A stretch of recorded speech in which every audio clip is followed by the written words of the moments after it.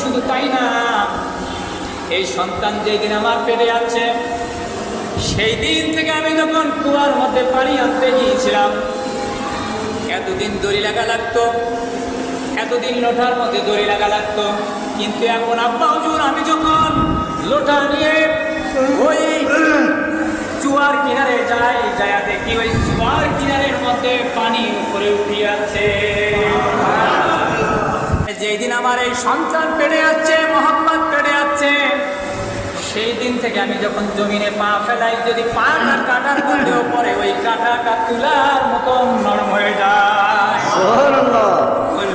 শুধু তাই না, আমি যদি আমেনা পাথরে পা ফেলিয়ে দেই, এই পাথরটা মোমের মতো নরম হয়ে যায়।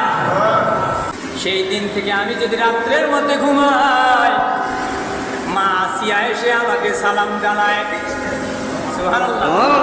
কি লাখো কোটি ফেরেশতা আমার ঘরের মধ্যে এসে আমাকে সালাম জানিয়ে জানিয়ে চলে যায়।